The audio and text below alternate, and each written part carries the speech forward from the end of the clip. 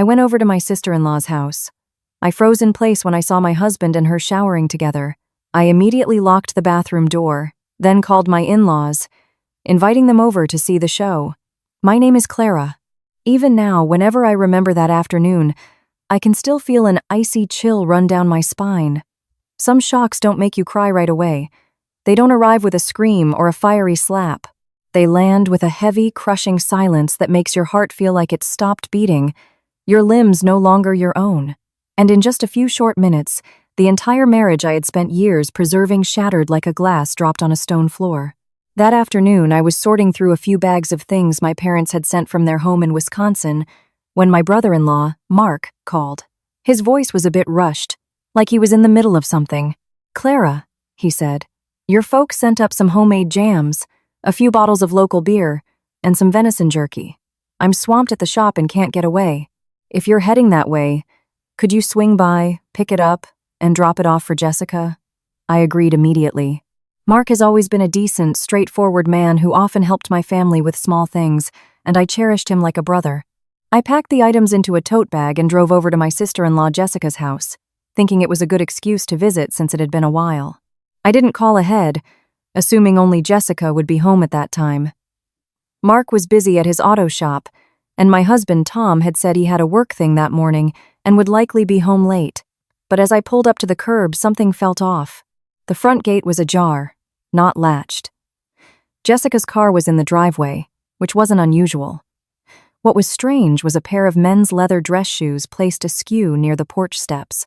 I recognized them instantly. They were Tom's, the same pair I had personally polished and set by the closet for years. I stood frozen for a few seconds, my hand still gripping the tote bag. My heart skipped a beat, but I forced myself to think of an alternative. Maybe Tom had stopped by to help Mark with something and had just left. Or maybe Mark had asked him to check on the plumbing or the electricity. I tried to calm myself with these thoughts. I pushed the door open and stepped into the living room. The air conditioning was on high, and the ceiling fan spun slowly. On the coffee table sat an half-empty glass of iced tea and a black Americano, the ice nearly all melted. I didn't see their phones anywhere. The house was unnaturally quiet, the kind of silence that feels eerie, not peaceful. Before I could even set the bag down, the sound of a shower running full blast echoed from down the hall. Woven into the sound of the water was the faint laughter of a woman, a sound that seemed suppressed but still escaped. I called out, "Jessica? I brought the stuff from my parents." No one answered. Thinking she couldn't hear me, I took a few more steps forward. Just then, a low male voice came from the bathroom. "Keep it down. What if someone shows up?" My entire body went rigid. I had heard that voice for 10 years. There was no mistaking it. It was Tom, my husband. My throat tightened. My mind went blank. But my feet, as if pulled by some invisible force, kept moving forward. The bathroom door wasn't fully closed, just cracked open. I pressed myself against the wall, peered through the narrow gap, and in that instant, my world collapsed. Under the torrent of the shower, Tom stood directly behind Jessica, one arm wrapped tightly around her waist, his face buried in her neck. Jessica had her head tilted back, laughing. That soft, familiar voice of hers now sounded utterly vile. "What are you scared of?" she cooed. "Mark's not coming home now. And as for Clara, she's too naive to ever suspect a thing." I don't remember how I breathed in that moment. I only know that from my fingertips to my spine, I was ice cold. If they had just been standing near each other, maybe I could have lied to myself, called it a misunderstanding. But her words murdered every last foolish hope in me. This wasn't a momentary lapse, not an accident, and certainly not the first time. This was a calculated, concealed betrayal they treated as routine. The strange thing is, I didn't storm in. I didn't scream, I didn't cry. I didn't lunge forward to pull her hair and start a fight like people imagine a woman would do upon catching her husband cheating. I just backed away, so quietly that my own composure terrified me. I gently closed the bathroom door and slid the bolt lock on the outside. But I didn't stop there. I dragged a heavy wooden accent chair from the hallway and wedged it under the doorknob. It all happened in seconds. The inside of the bathroom immediately erupted into chaos. A frantic pounding on the door began. Tom yelled, Who locked the door? Open up, now. Then came Jessica's shrill, panicked voice, still trying to sound intimidating. Who's out there? Is that you, Clara? Open this door. I leaned against the wall, my hand shaking so badly I almost dropped my phone, but my mind was chillingly clear. I dialed my mother-in-law, Susan, first, then my father-in-law, Robert.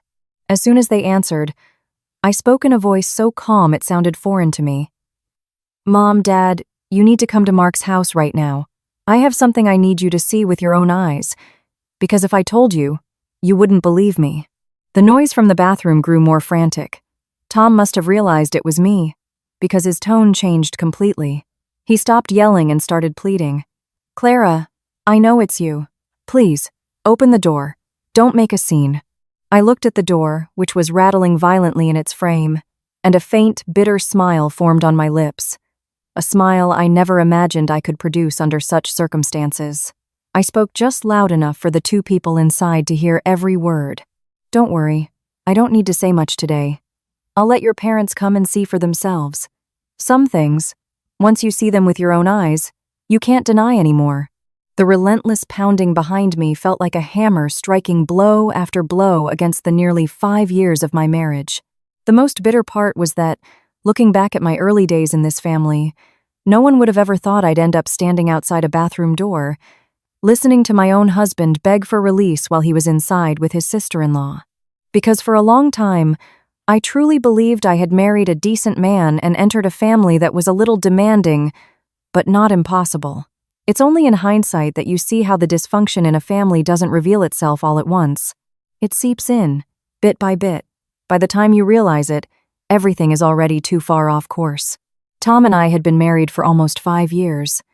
When we first got married, I was like any other woman, filled with simple hopes. In my eyes, Tom was a kind, hard-working man who didn't drink much and knew how to be considerate. He wasn't overly slick or sweet-talking, but he seemed to live by a certain moral code. If I worked late, he'd call to check on me. On cold nights, he'd remember to pick up a bag of roasted chestnuts on his way home because he knew I liked them. It was these small things that made me believe I hadn't chosen the wrong person. My husband's family had 2 sons. The elder was Mark, a few years older than Tom, who ran a garage specializing in heavy machinery repair. Mark was the classic, quiet, honest as the day is long type, who spent his days with his head under a hood. He'd leave at dawn and come home late at night, his clothes stained with grease and his face exhausted, but he'd just quietly wash up and eat dinner without a single complaint. His wife, Jessica, was his polar opposite. She was always impeccably dressed. Her skin was flawless, her hair perfectly styled. She spoke in a soft, sweet manner that could charm a stranger in an instant. From the very beginning, my mother-in-law, Susan, adored Jessica. Everywhere she went, she'd praise her. Our Jessica is just so thoughtful and agreeable. She's so charming with everyone. If all daughters-in-law were like her, every home would be a happy one. Every time I heard that, I'd just offer a weak smile. I knew those compliments weren't just for Jessica. They were a reminder that in Susan's eyes, I never quite measured up to that standard of agreeable. Once, she looked at me and said, half joking, half serious, "A woman can be as honest as can be, but if she's too blunt, it puts people off." I knew she was aiming that at me, as I was never one to mince words. I worked as an accountant for a small firm, a job that revolved around ledgers and numbers, so my personality was direct and practical. I wasn't good at saying one thing today and doing another tomorrow, and I was even worse at flattery. You get what you give with me. For a person like me, living in a house with a mother-in-law who loved sweet talk and a sister-in-law who excelled at it, being compared was inevitable. At many family dinners, Susan would place the best piece of fish on Jessica's plate, then look at me and say, "See? A woman should know how to smile and chat like your sister Jessica. That's how people come to like you." I'd sit there, still eating, but with a lump in my throat. Not because I felt I was losing to her, but because I understood that in this family, sincerity would never be as valued as a clever tongue. In the beginning, Tom would defend me. Whenever his mother criticized me for being too quiet or called me cold, he'd laugh it off. "Mom, leave her be. She's not a big talker, but she has a good heart." Those moments warmed me. As long as my husband understood me, I could endure a few sharp words from my mother-in-law. But that defense didn't last long. Gradually, whenever Susan made a passive-aggressive remark, Tom stopped stepping in. He'd just stay silent or pull me into our room later and say, "Come on, Clara. Mom's getting older. It's not worth arguing." On the surface, it sounded like he was comforting me, but it was the first sign that he was choosing to stand on the sidelines whenever I was hurt. After a while, Mark and Jessica moved out to their own place, not far from us. At the time, I thought that living separately would make things easier. No more daily friction, no more sharing every meal. I hoped our relationships would become less strained, but I was wrong. The more they lived apart, the more Jessica used the excuse of family helping family to pull Tom over to her house. One day, she needed a shelf hung. The next, a light bulb was out. Then, the water pump was acting up. At first, I thought it was normal. A sister-in-law and brother-in-law living close by, helping each other with small chores. Meanwhile, Mark got busier and busier. There were times when projects piled up, and he was gone from morning till night, sometimes even sleeping at the shop to get things done. Jessica, on the other hand, was at home selling things online, a life of live streams and product photos that looked perfectly curated and relaxed. At every family gathering, she was always the first to pour drinks, the first to serve Susan food, asking all the right questions at the right time. Susan, in turn, adored her even more. It felt like in my in-laws' eyes, I was just Tom's wife, while Jessica was the one who knew how to live, how to behave, how to please people. The longer I lived with it, the more I felt a subtle but undeniable imbalance in the family. All the favor, all the praise, all the defense was skewed to one side. No matter what I did, I was always seen as lacking something, lacking charm, lacking gentleness, lacking agreeableness. Once, I was so frustrated I said to Tom, "Don't you see how much your mom favors Jessica?" Tom just sighed. "Just let it go, Clara. Mom's old. Just put up with it for the sake of peace and quiet." I didn't argue further, but something inside me sank. I understood that from that moment on, every time I was criticized, compared, or belittled, the one person who was supposed to stand with me had chosen to take a step back. But even then, I told myself that in any family, there's always some favoritism, some unfairness. As long as I was a good person, fulfilled my duties as a daughter-in-law, and was a good wife, they would eventually understand. I used to believe that patience would be rewarded with peace. I never imagined that my patience would only create an opportunity for others to push further, to disrespect me more. By the time I snapped out of it, the family I thought was just a little off balance had already rotted from the core, but it was from that point, when I thought these were just normal family squabbles, that the strange signs began to appear. At first, they were so small that if you weren't paying close attention, you'd easily miss them. The painful part is, wives like me aren't usually afraid of a direct confrontation. What wears you down are the tiny, ambiguous changes, festering like a splinter you can't pull out but can't ignore. In the last year or so, Tom changed noticeably. He used to come home from work and toss his phone on the table. He'd even leave it in the living room while he showered. If someone called, I could answer for him. But lately, his phone was practically glued to him. He'd place it face down on the table during dinner, sleep with it under his pillow, and take it into the bathroom with him. One time, I innocently picked it up, thinking it was a work call, and he snatched it back immediately, his face darkening, as if I'd committed a terrible crime. I remember one night, close to midnight, we had just gotten into bed when Tom's phone screen lit up. I glanced over instinctively. Before I could see anything, he grabbed it, turned his back to me, and his fingers flew across the screen before the notification vanished.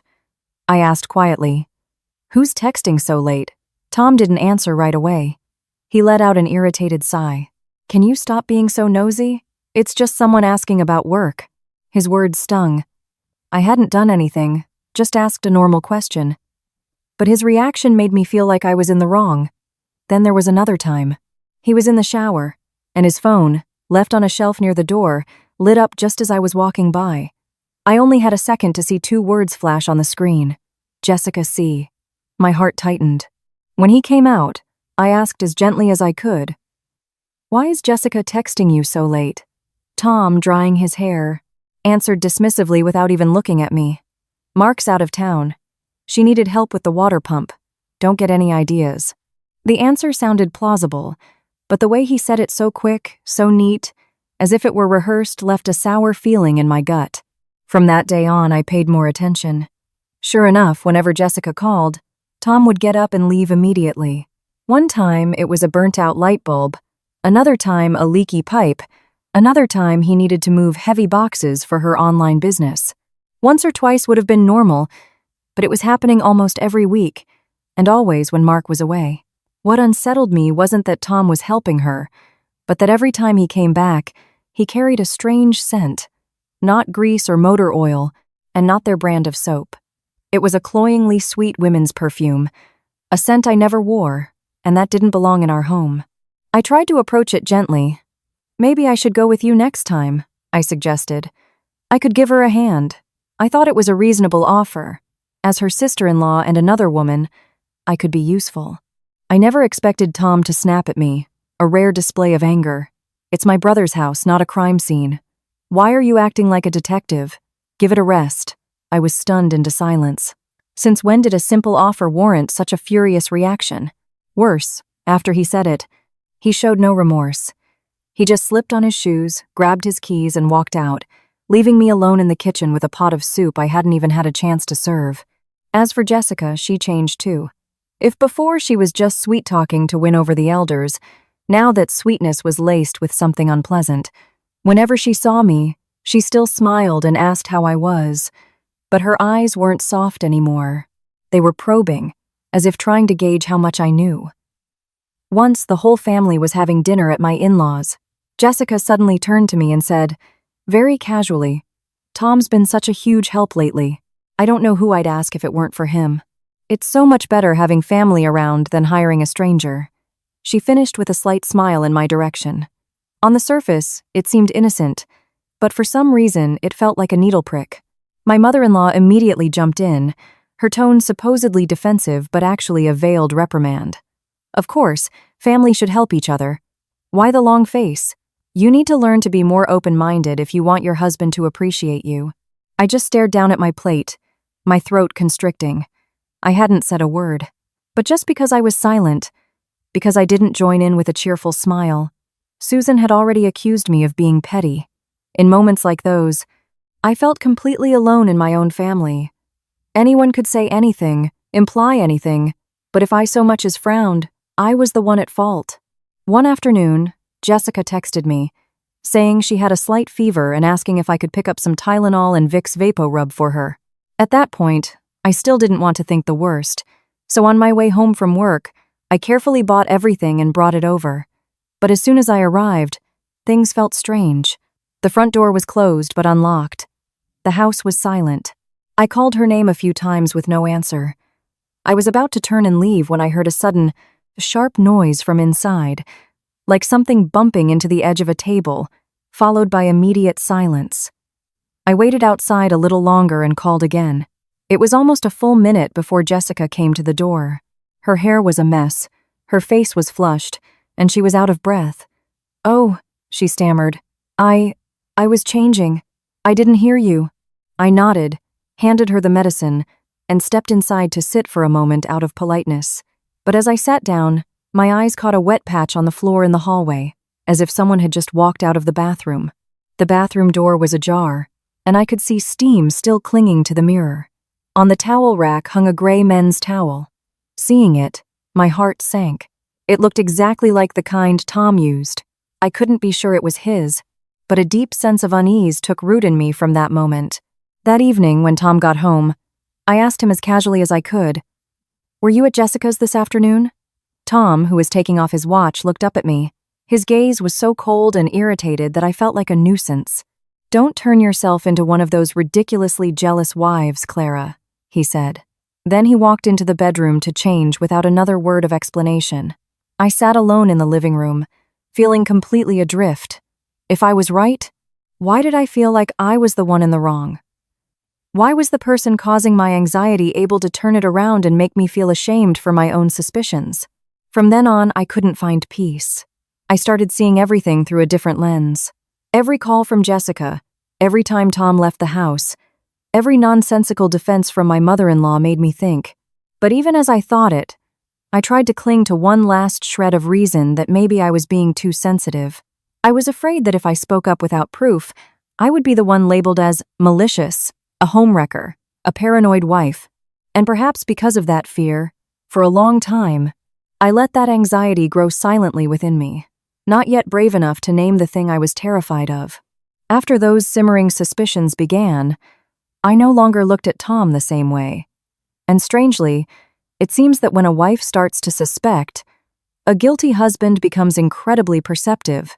Tom dropped his pretense of calm and changed completely. He started leaving for work earlier and coming home later. Our dinners together became a rarity. One day, I spent hours cooking all his favorite dishes. The soup was steaming, the fish was still sizzling, but he sat down, ate a few bites, and then put his bowl down. "I have to go out for a bit," he said curtly. When I asked where, he snapped, "Do you always have to know every single detail?" His tone with me grew increasingly harsh.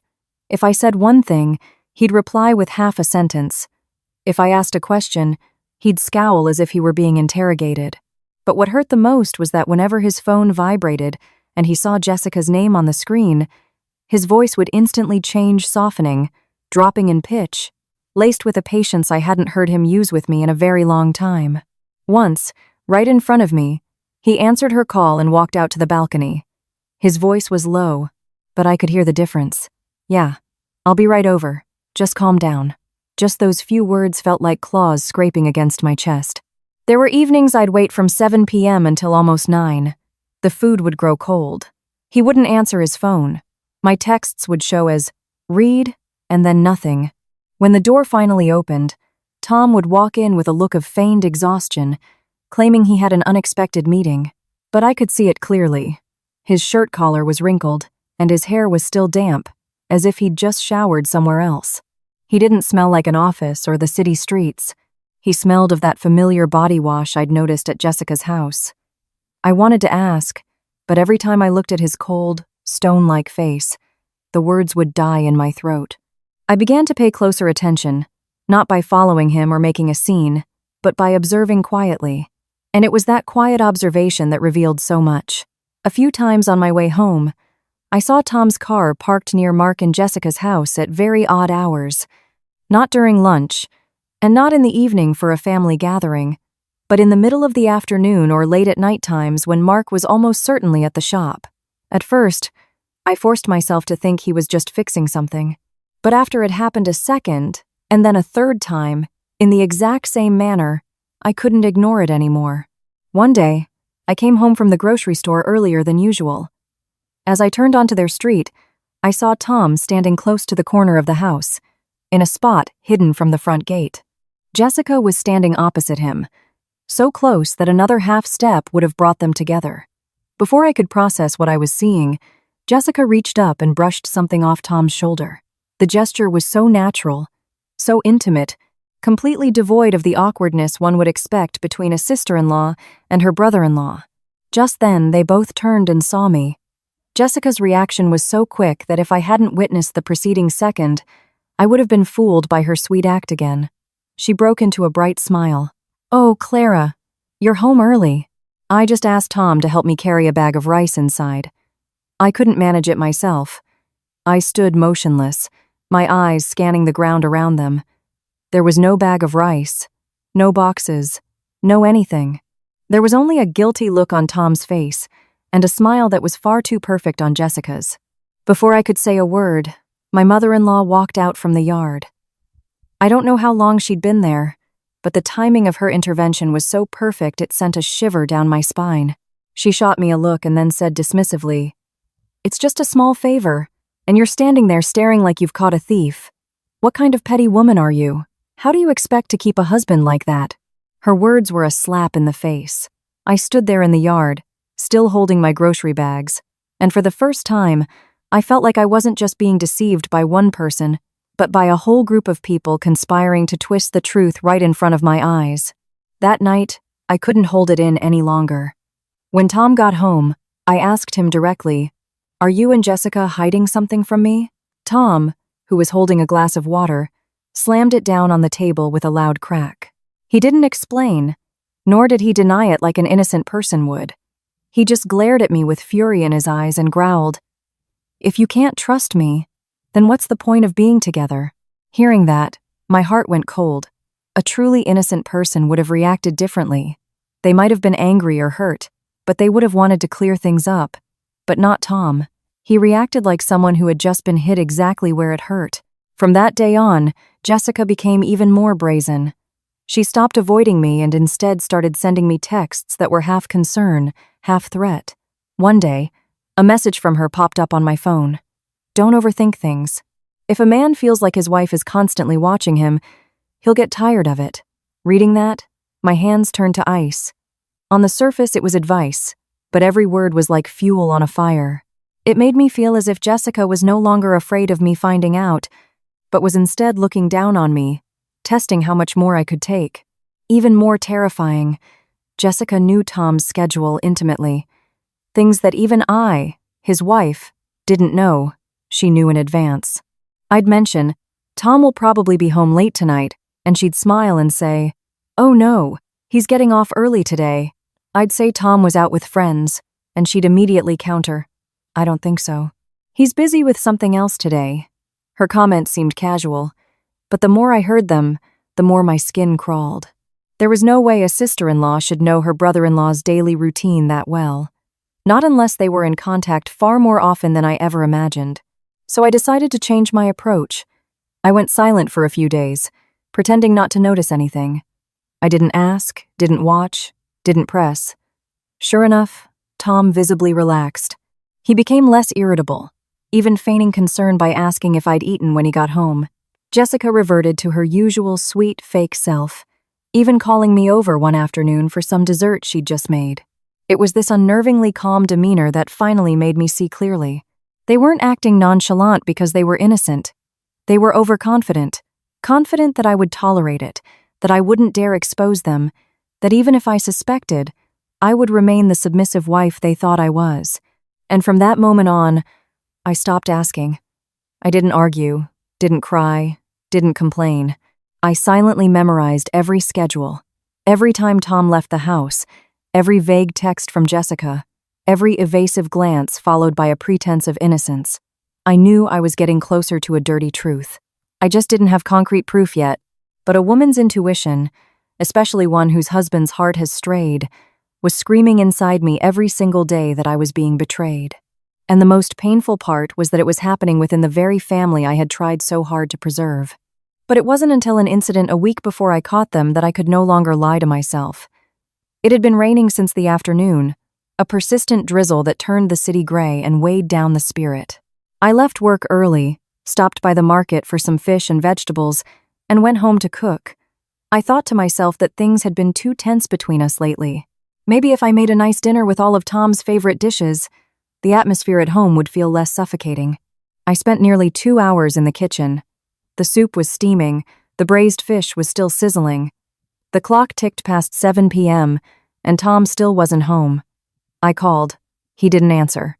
I waited a little longer and texted, asking where he was. It was a long time before he replied with 2 curt words. "I'm busy." No explanation, no. "I'll be late." Not even a question about whether I had eaten. The coldness of that text made my own kitchen feel vast and empty. I waited for another half hour, a strange anxiety churning in my stomach. I couldn't explain it, but I felt deeply uneasy. I finally dialed Jessica's number. To be honest, I wasn't sure of anything yet. I just thought, maybe he's over there again, like all the other times. I'll just ask to put my mind at ease. She answered immediately, her voice deliberately groggy and sleepy. It sounded so slick it was unnerving. "No, Clara. I'm just here by myself. I'm a little tired, so I've been lying down. What's up?" It was the quickness, the neatness, the smoothness of her reply that made the hair on my neck stand up. A person who is genuinely tired and resting rarely speaks so articulately, as if reading from a script. I hung up, my mind in turmoil. Just then, my mother called, asking if I could pick up some cold medicine for her. I put on my raincoat, grabbed my wallet, and walked to the pharmacy at the end of the street. The drizzle continued, making the roads slick. On my way back, for some reason, I took a detour down Mark Street. Maybe it was subconscious, or maybe my heart was leading me there. And as I turned the corner to where the low fence ran along the back of their property, my heart plummeted. Tom's car was parked in a hidden corner by the fence, a spot you couldn't see from the front gate. The engine was off, and the seat was still damp with rain. It had clearly been parked there for more than a few minutes. I stood under the awning of the house across the street, my hand gripping the bag of medicine so tightly it hurt. If Jessica was really home alone, as she had just claimed, what was my husband's car doing there? And if Tom was there, why did they both lie? Those two questions sent my head spinning. I thought about marching right in. For a second, my foot even moved forward. But I stopped. I was afraid. Afraid of another scene where I only had vague suspicions and would once again be painted as a paranoid, sick with jealousy wife. I stood frozen under the awning as the rain spattered my clothes, my ears straining toward the house. Over the sound of the rain drumming on the tin roof, I heard it. Faint, intermittent sounds of laughter and talking from inside, which abruptly stopped, as if someone had realized there might be a noise. In that moment, I no longer felt the cold of the rain. I felt a chill spreading from my chest up to my throat. I walked home, my feet as heavy as stones. That night, Tom came home close to 10 p.m. The moment he opened the door, I smelled it on him, a body wash that wasn't ours. His hair was still damp, and his shirt was different, as if he'd changed before coming home, but his face was a mask of indifference. He sat down at the table, looked at the cold dinner, and said, "I had dinner with a client. You don't have to heat anything up." I looked straight at him. For the first time in all our years together, I didn't see the man I once trusted. I saw a liar so practiced he no longer showed a hint of unease. I asked very softly. So softly it surprised me. "Where were you?" Tom turned away, took off his watch, and set it down with a sharp clack. His voice was like ice. "I can't live like this. You're always watching me like I'm a criminal." He didn't answer my question. He didn't deny anything. He just did what he always did. He made me the one at fault. I sat there, my hands on the edge of the table, and suddenly I felt a mix of bitter amusement and pain. So even now, he still thought that all he had to do was yell, to turn the blame on me, and everything would go back to normal. That night I didn't sleep. Tom lay with his back to me, his breathing even, as if he had no worries in the world. I stared at the dark ceiling, every detail from the past year replaying in my mind with terrifying clarity. The late-night phone screens lighting up and quickly going dark. Jessica's texts at odd hours. The unusually long helping visits. Jessica's look of both pity and challenge whenever she saw me. My mother-in-law's passive-aggressive comments. Tom's evasiveness, his anger and his gaslighting. All of it, like shattered pieces of glass scattered over time, finally came together that night to form a complete, filthy picture. A picture so disgusting it made me want to be sick.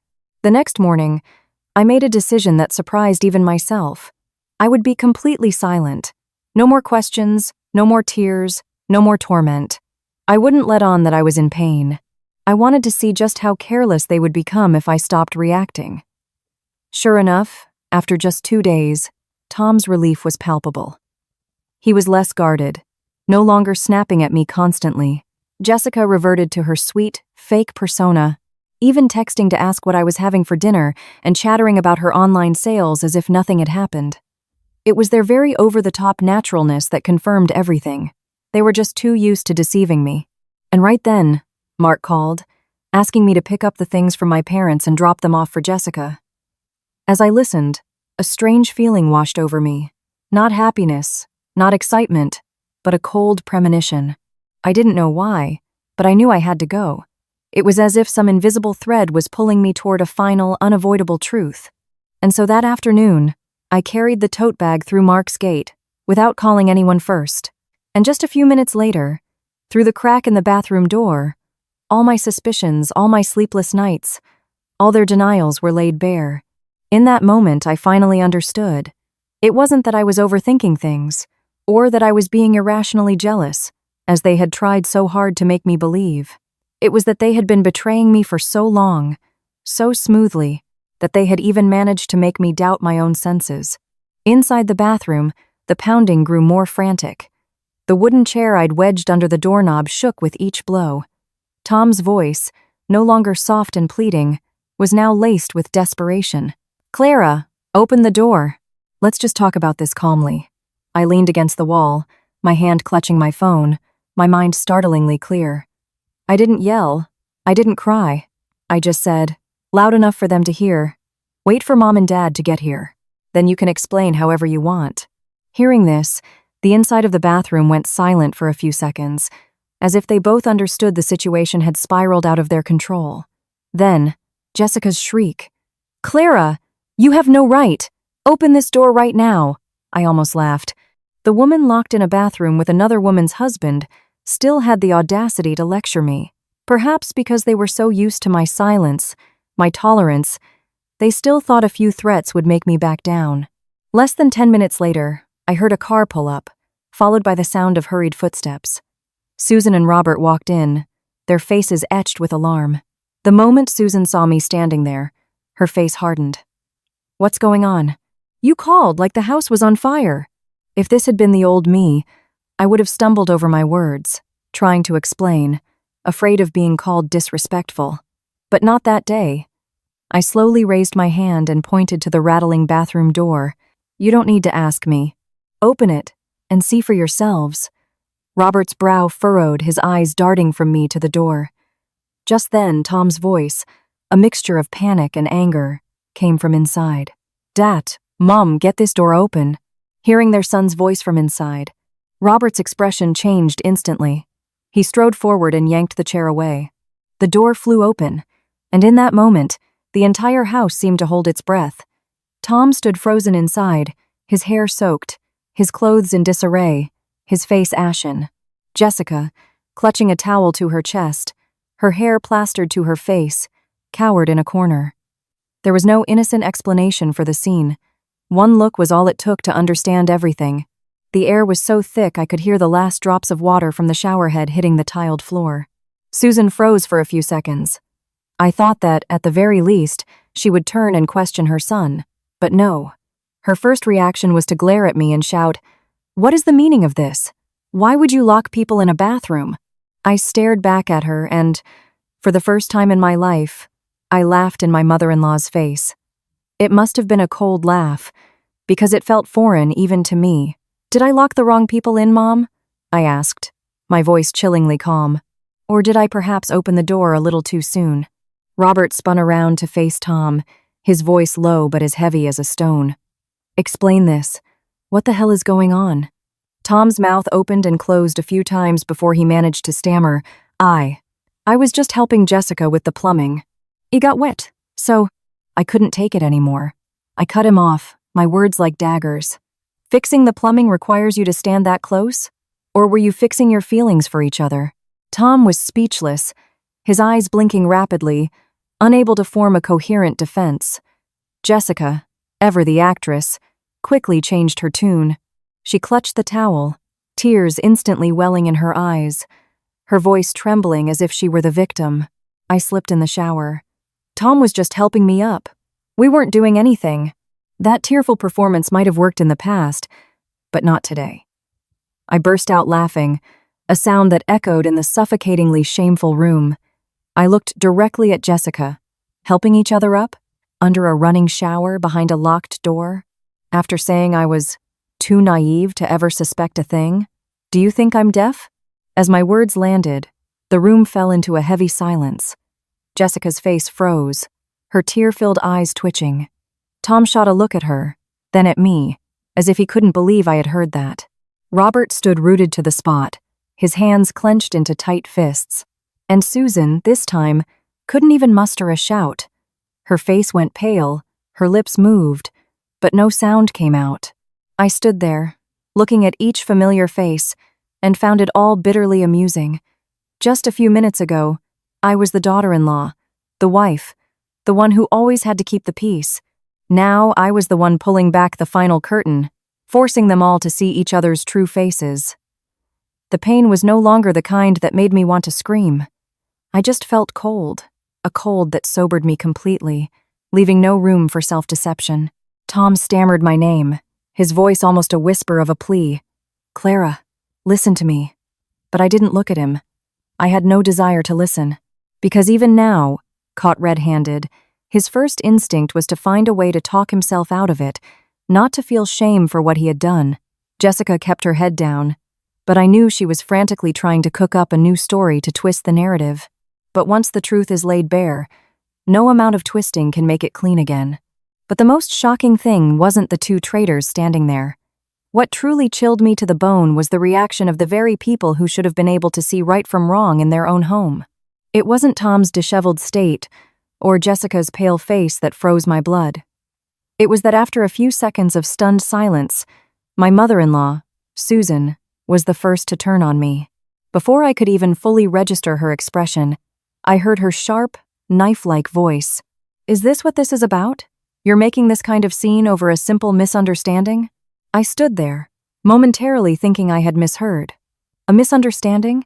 After what she had just seen, how could she still utter those words? I looked her straight in the eye and asked slowly, "A misunderstanding?" Susan didn't back down. She pointed a finger at me, trembling with rage, but her voice was as sharp as ever, as if I were the unreasonable one. "So they were in the bathroom together. What's so strange about that? It's hot. The water wasn't working. He went in to help. So what?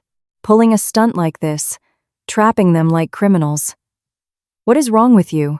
At that I laughed, a dry, bitter laugh that hurt my own ears. Helping her? Helping her by locking the door and holding each other under the shower? I guess that's a special kind of help only this family knows about, huh, Mom? Susan was momentarily silenced, but then her voice grew even more aggressive. "I think you're the one with the problem. You're paranoid and you're making things up. No husband can stand a wife who's always looking for a reason to pick a fight." Her words sent a chill through me. Even now, this woman could turn the blame on me, could grasp at any ridiculous excuse to justify what was right in front of her. This wasn't just blindness anymore. It was something far more sinister. Just then, Jessica dramatically collapsed, falling to her knees at Susan's feet. She wrapped her arms around her mother-in-law's legs and sobbed as if she'd suffered a grave injustice. Tears and snot streamed down her face. "Mom," she wailed, "I'm being framed. I just asked Tom to look at the leaky faucet. I never thought Clara would think such horrible things. I'm so ashamed, so humiliated." I watched, and a shiver ran down my spine. The way she fell, the way she cried, the way she timed her mom perfectly, it was so polished. I had the feeling this wasn't the first time they had performed this scene. This wasn't just about betrayal. They were experts at flipping the script, at blaming others to save themselves. Tom immediately joined in. As soon as Jessica was on her knees, he turned to me, his face beet red, and yelled as if he were the one who had been wronged. "You've gone too far, Clara. You're destroying this family. All because of your wild imagination, you're making a scene for the whole world to laugh at Mom and Dad." I looked at him, at his feigned fury, and my heart turned to ice. Before, I was in pain because of suspicion. Now, I was just disgusted. This man hadn't just cheated on me. He could instantly side with his mistress, joining her to crush me just to protect their dirty secret. I didn't argue. I didn't scream like they expected me to. I just looked at the two of them, performing their duet, and said slowly, "You two are quite the actors. If I hadn't seen it all from the beginning, I might have actually believed I was the one at fault." My words made Jessica flinch, but she quickly buried her face again, her sobs growing louder as if to drown out the truth. Robert had been silent until now. He stood by the door, his face dark, his jaw clenched so tight I could see the muscles pulsing in his temples. Suddenly, he slammed his hand down on a nearby table. The sharp crack made everyone jump. "Enough!" he roared. The room fell silent. He looked from Tom to Jessica, his voice low but heavy with authority. "I'm asking one last time. Yes or no? Just 5 words, but they froze the air." I waited, thinking that at least when confronted by his own father, Tom would have to admit it. But before he could answer, Susan cut in, her voice sharp. "Robert, don't blow this out of proportion. It's just a woman's jealousy. Are you really going to believe her? Just because they were standing near each other in a bathroom, she's turned it into a capital crime." I turned to my mother-in-law. By now, I wasn't shocked anymore. I just felt a coldness spreading through me. There was no way a mother, a woman who had lived a full life, couldn't tell the difference between a misunderstanding and blatant infidelity. It was impossible for her to see that and still deny it so vehemently, unless she wasn't completely in the dark. A horrifying thought slowly took shape in my mind.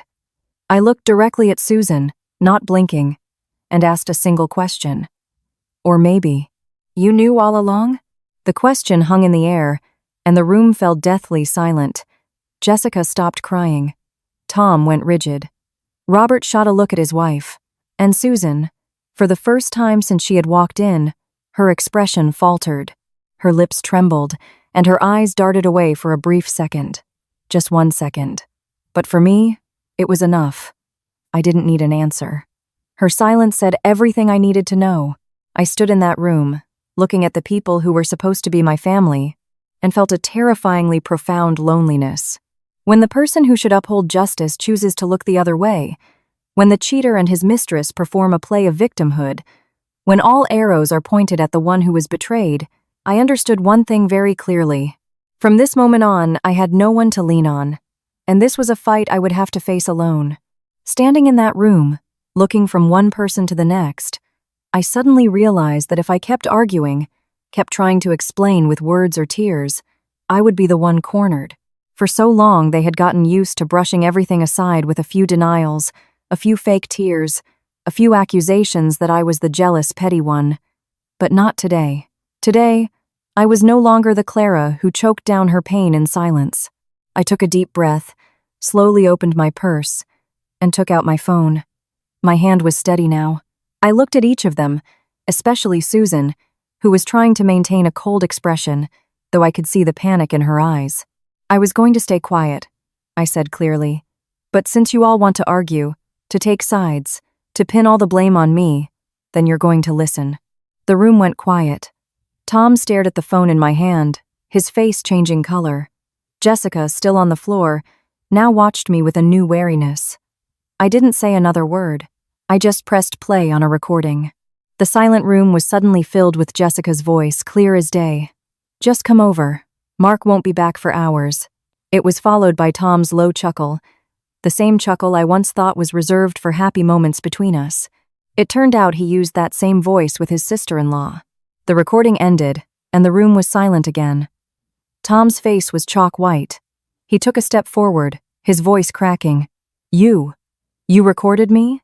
I took a step back, clutching my phone, my voice like ice. No, I don't need to spy on you. I just recorded what you made so painfully obvious.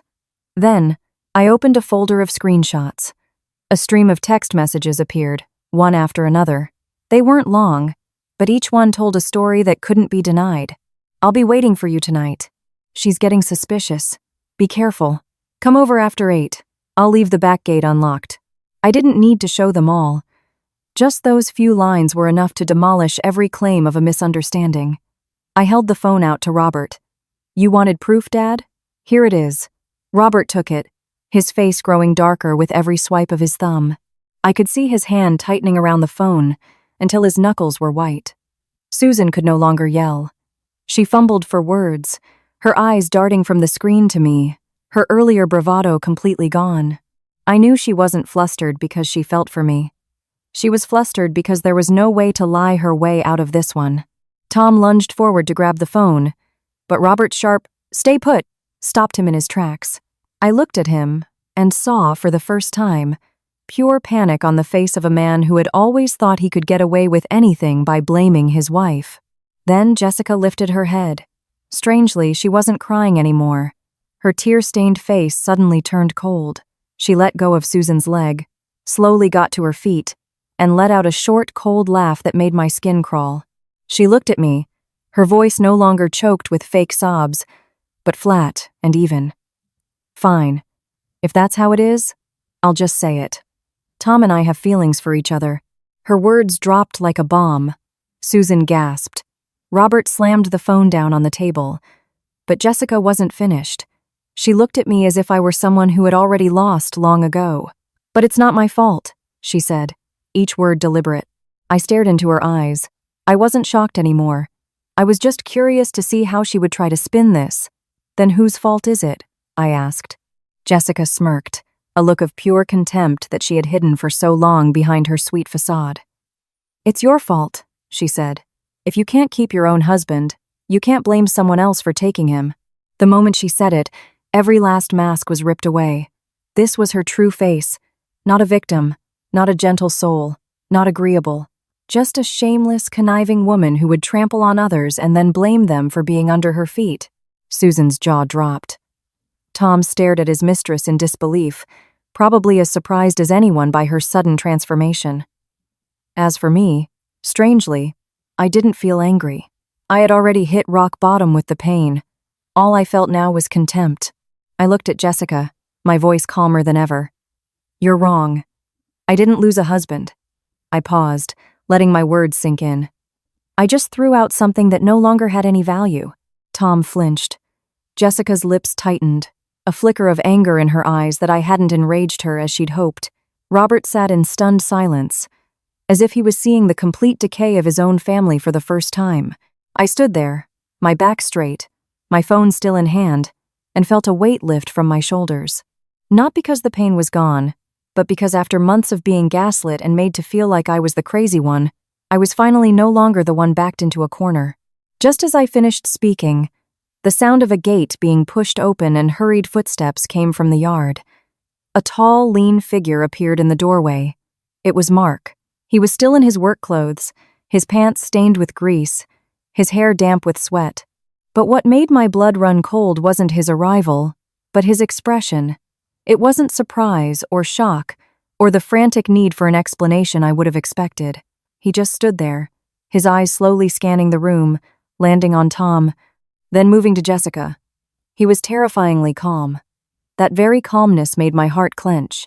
"You knew," I whispered, my throat tight. Mark didn't look at me right away.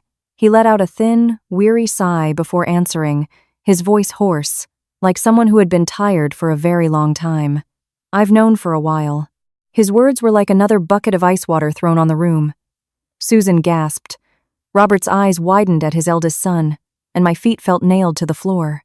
It turned out I wasn't the only one lost in a maze of suspicion. Someone else had been standing in that darkness long before me. Robert was the first to react, his voice cracking with anger. "You knew, and you did nothing?" Mark gave a bitter, soul-crushing smile. He walked further into the room, placed a canvas bag on the table, and said slowly, "What was I supposed to do, Dad? I'm at the shop from sunup to sundown. I'd come home and my wife felt more and more like a stranger. When I asked, she said I was being paranoid. One time I brought it up, and Mom herself told me to stop imagining things and ruining the family's peace." He looked directly at Susan, who turned pale, her lips twitching, unable to say a word. Mark then turned to Tom. For the first time since I'd known him, the gentle, patient look was gone from his eyes. It was replaced by something both pained and cold, the look of a man who had been cut so many times he'd gone numb. "I treated you like a brother," he said. "I gave you the best of what I had. I helped you when you were in trouble. You needed money, I gave it. You said you were busy. I even came over to help with your chores. I never thought you'd do this." Tom stood frozen, his face a ghastly shade of gray, his mouth opening and closing without a sound.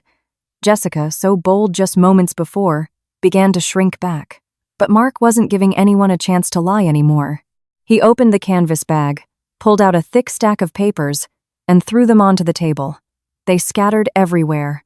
"And there's this," he said, his voice a low growl. "For the past 6 months, money has been trickling out of my business account. $500 here, $800 there. One time it was $1,200. I thought I'd made a mistake, that it was bank fees or a wrong transfer. But the more I looked, the more it didn't add up. I think we all know who was taking it." My body went stiff. I thought the worst of it was the affair. I never imagined there was another, deeper, darker, filthier hole beneath it. Jessica blurted out, "You're mistaken." But this was not the same quiet Mark. He cut her off. "Mistaken? Or do I understand perfectly?" He pulled out another bank statement, holding it up for everyone to see. The money was always withdrawn on days I was out of town on a job. Some of it was transferred to a strange digital wallet. Some was used to pay at stores Tom frequents. I kept quiet because I wanted to see how long I could keep lying to myself. But today, I've had enough. "Tom," looking like a man cornered on a cliff's edge, took a half step forward and blurted out, "Mark, don't overreact. I'll pay you back." The words hung in the dead air. I looked from him to Jessica, one ashen, the other terrified. That single sentence stripped away any remaining possibility of denial. They hadn't just slept together behind our backs. They had conspired to steal from him, siphoning money earned from the blood and sweat of this good man. Robert slammed his fist on the table, his voice like thunder. "What did you just say?" But no one needed to ask again. The truth had exploded. Susan collapsed into a chair, her hands gripping the table, her face devoid of color. And I stood there, listening to it all, feeling a cold so deep it reached my bones. What they had betrayed wasn't just my marriage, or the bond between brothers. They had betrayed the trust of everyone in this house. They used one person's patience to feed their greed, and another's kindness to hide their dirty deeds. For the first time since I'd entered this family, I saw everything with perfect clarity. The affair was just the surface. Underneath was a swamp of lies, calculation, exploitation, and theft. And when it all blew up at once, I understood that this was no longer a simple matter of infidelity. It was a complete and utter betrayal, so foul that nothing could ever patch it up again. The room was so heavy it felt like it would shatter. No one spoke for several seconds, but the silence was more terrifying than the shouting. I stood amidst the scattered papers and the pale, panicked faces, and everything suddenly felt alien. This was still Mark's house. These were still the people I had called my husband, my sister-in-law, my in-laws for years. But in one afternoon, every veneer of decency had been stripped away. Tom was the first to speak. The defiance was gone, replaced by a desperate attempt to salvage something. He turned to me, his voice low and hoarse. "Clara, give me one more chance. I was wrong. A short while ago, those words might have softened me, but not today." I looked at my husband for a long time, so long that he couldn't meet my gaze. Then I asked, each word deliberate and cold, "Are you sorry because you did it, or are you sorry because you got caught?" Tom fell silent. His mouth opened and closed, his eyes darted away. That brief hesitation was all the answer I needed. He wasn't sorry he had betrayed me. He was terrified because he was exposed. Seeing her son speechless, Susan quickly changed her tune. She turned to me, her voice now coaxing. "Clara, what's done is done. A woman should know how to keep her family together. Let it go. Everyone makes mistakes." I laughed, a sound full of exhaustion and bitterness. "Keep the family together like this, Mom, so they can continue their affair more conveniently?" Susan was taken aback, her face flushing. She probably never expected me to be so direct. But I was done arguing with her. I turned to Robert, who looked like he had aged 10 years in an hour. "Dad, I called you here today not to fight. I just wanted you to see the truth. Because if it was just my word, I'd probably spend the rest of my life being labeled the jealous, petty wife who ruined her husband's family." With that, I opened my purse and took out a folded set of papers. I smoothed them out on the table, on top of the bank statements and screenshots.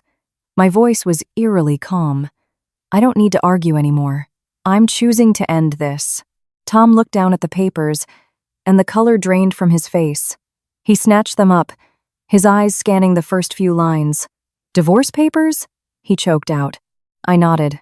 "Yes, I've already signed." The tension in the room ratcheted up another notch. Tom threw the papers down. "Are you crazy? We can fix this. Why are you pushing it this far?" I looked at him, seeing for the first time real fear in the eyes of a man who always thought he was in control. "For me," I said evenly, "betrayal is a period, not a comma. There is no second chance, and there is no way I'm staying here to let you people continue to humiliate me." I then turned to Jessica. She was leaning against the wall, her face white, but her eyes still held a defiant, bitter glint. I looked at her and said softly, "And you, congratulations on getting what you wanted." I paused. "But remember one thing. A man who can betray one person can betray another. He left me for you today. He can leave you for someone else tomorrow." Jessica's face twitched. I saw the flicker of doubt in her eyes. Even she knew it was true. A relationship built on lies and deceit has no foundation. Tom looked from his mistress to me, helpless. Mark stood silently, his hands clenched. I knew his pain was deeper than any words could reach. I picked up the divorce papers, put them in my purse, and stood up to leave. No one stopped me. They were all too stunned. I walked to the door, my steps lighter than I had expected. For the first time in months, I felt a sense of release. I wasn't losing something. I was escaping something filthy that I had for too long tried to call family. As my hand touched the doorknob, I heard Tom's desperate call behind me. "Clara, please, just listen." But I didn't turn back. Some marriages don't end with tears or screaming matches. They end quietly, with a cold smile, when one person has seen everything, and there is no longer any reason to stay. I had just stepped into the yard when Susan's shriek cut through the air. "Clara, you stop right there."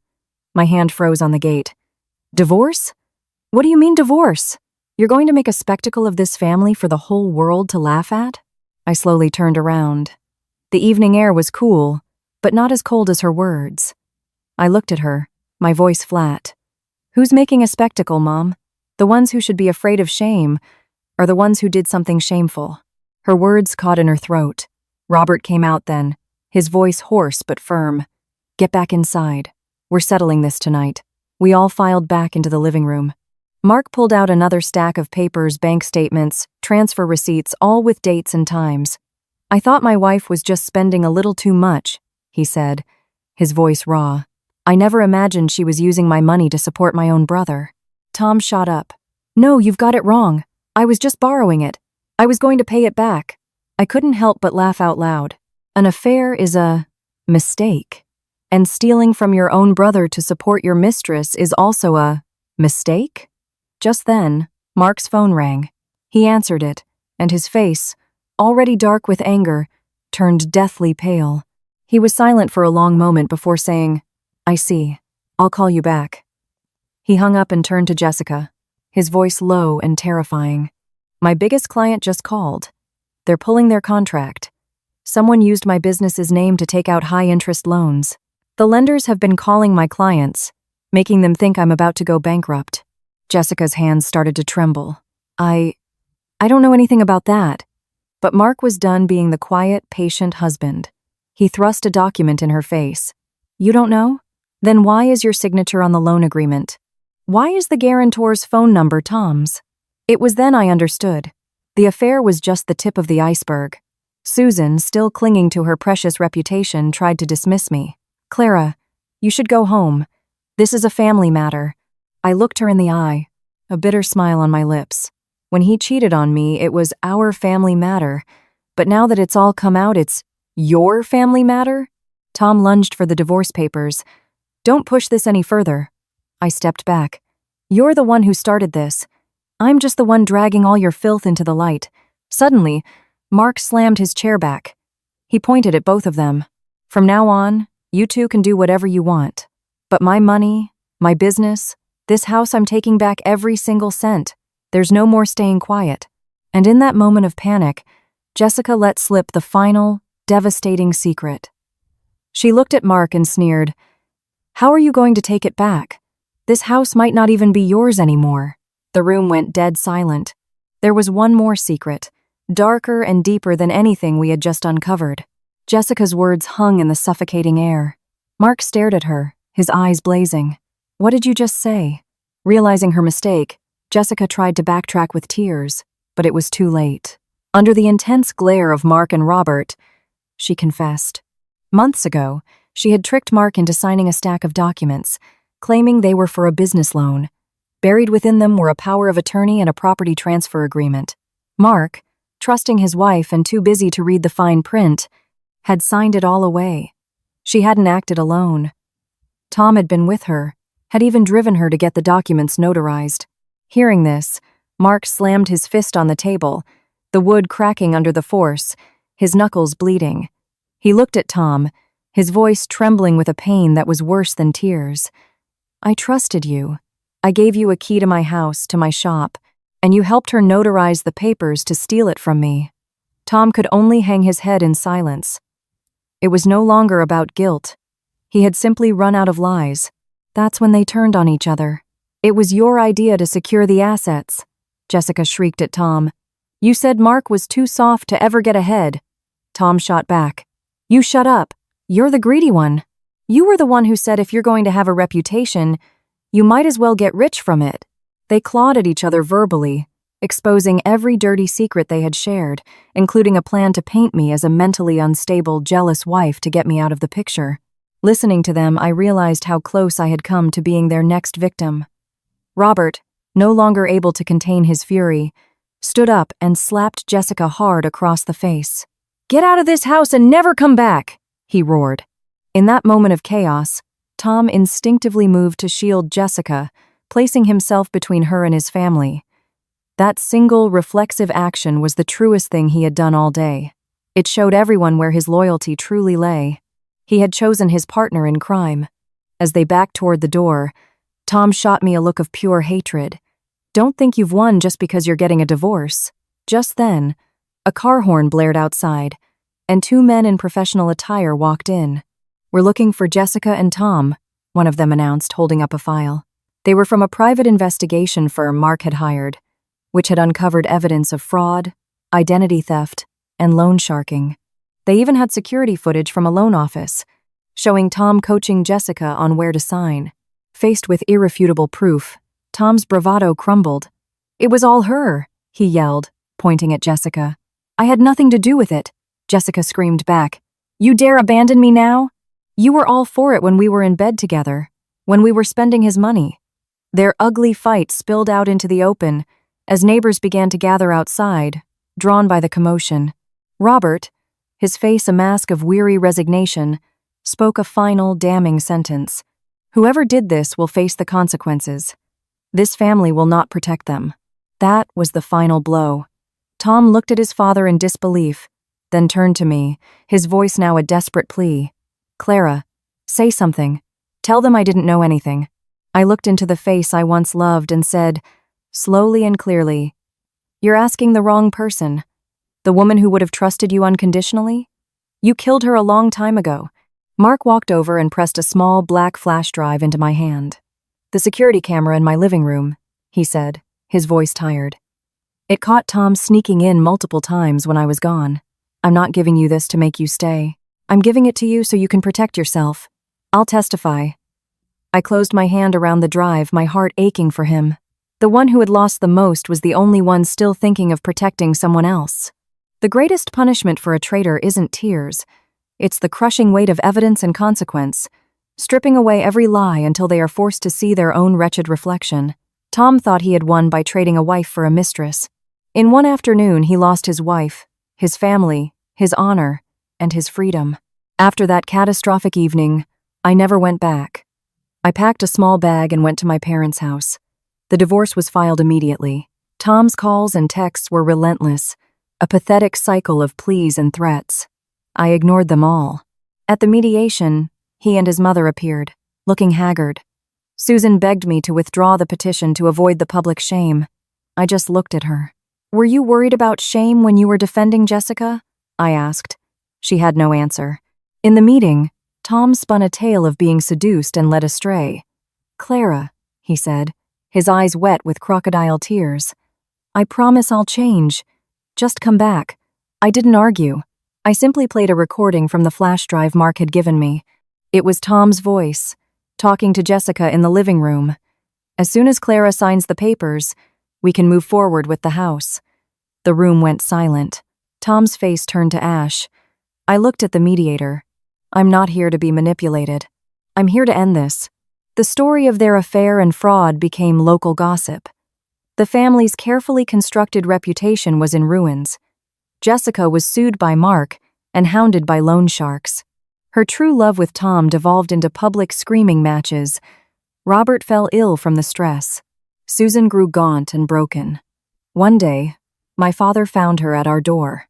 "My daughter," he told her calmly but firmly, "is not a garbage can for your family to dump its trash in and expect her to clean it up." The day the divorce was finalized, I signed the papers with a steady hand. As I walked out, Tom called after me, "Clara, is there really no love left?" I stopped but didn't turn around. "No," I said, loud enough for him to hear. "The love died the day I saw you in that shower. Today was just the burial." I moved into a small apartment near my office. It was quiet, but it was a peaceful quiet. For the first time in over a year, I slept through the night. Mark began the long process of rebuilding his business and his life. He managed to nullify the fraudulent property transfer and press charges. Tom lost everything: his job, his family's respect, and any semblance of a future. He and Jessica were entangled in a legal nightmare of their own making. One evening, I found Tom waiting for me outside my building. He looked thin and defeated. He apologized. He pleaded. He said he wanted to start over. I listened patiently. When he was finished, I asked him one question. If I hadn't caught you that day, would you have stopped? He looked down, silent. That silence was the only truth I needed. You don't miss me, Tom, I said softly. You miss the idea of having someone who would always forgive you, always believe in you, always leave the door open. That person doesn't exist anymore. I walked past him and didn't look back. There was no anger left, no pain, no pity. It was just over. My story doesn't end with a blaze of glorious revenge. It ends quietly. The betrayers lost their credibility. The schemers lost their standing. The enablers were left with their regret. And me? I lost a marriage, but I found my self-respect. A woman's greatest fear isn't starting over. It's being betrayed and then being forced into silence to protect the reputation of those who wronged her. When you finally see the true face of the person beside you, walking away isn't defeat. Sometimes walking away at the right time is the only way to save yourself. Some doors close in agony, but in that very moment, another path opens, not loud or glamorous, but peaceful enough to finally live honestly with yourself.